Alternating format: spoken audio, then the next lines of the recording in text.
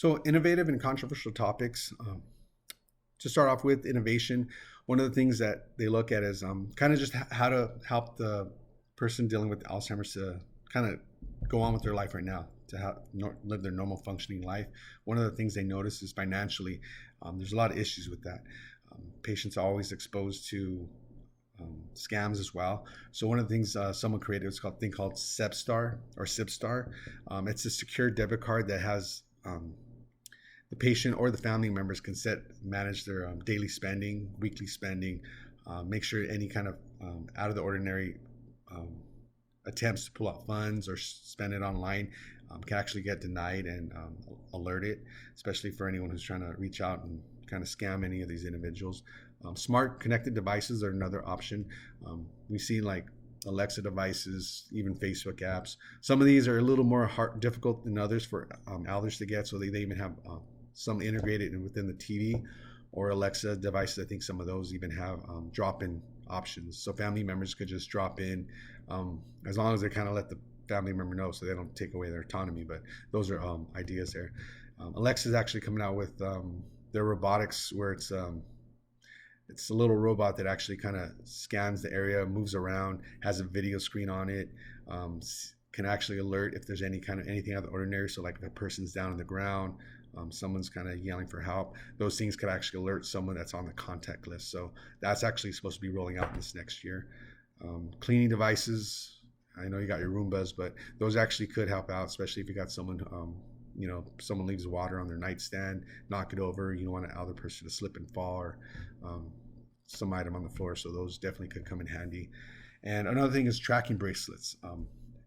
By Ali Found, there's a program called Project Lifesaver. So when a person goes missing, someone can activate or call the dispatcher and let them know that their loved one's gone missing. They activate the bracelet, and this even helicopters have receivers now on them, so they actually could help in the search for their loved ones.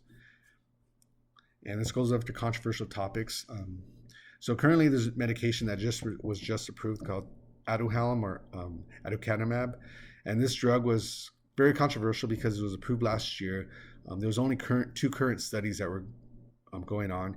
They both showed a decrease in amyloid plaque in the brains, but both of them had varying results. One showed patients had improvements or a decrease in signs and symptoms of Alzheimer's. The other one showed no improvements, no decrease. So those are very controversial. Like, was this worth, getting approved? And the FDA ended up approving it. They determined that it outweighed the risk. So that's kind of a little issue right there. Another one is health equity. A lot of times diagnosis of Alzheimer's, obviously they used to always go based on the post-mortem autopsy. Nowadays we can use PET, look for plaque biomarkers. Now the things with this is a lot of times these tests cost money, not easily accessible to all individuals, especially people in low poverty communities. So that kind of brings the issue on itself. Also Medicare, just recently they restricted access to medications, being that it was FDA approved, but it's still only kind of accessible through trials as they're still proceeding. So a lot of individuals aren't able to get involved in these trials. A lot of these trials are done in, they tend to be wealthier areas that have access, and people in low income don't have those means. So unless they have out-of-pocket costs, which costs about, I think currently it went down to $30,000, which is still expensive for this. And this lastly brings up racial disparities.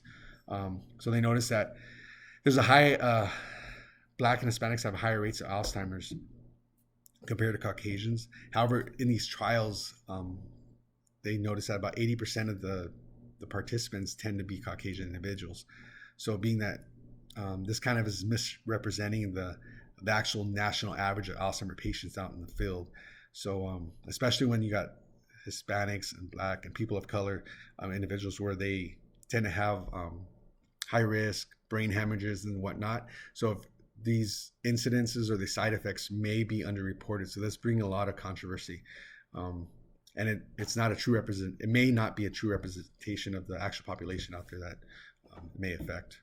So this covers innovation and controversial topics. Thank you.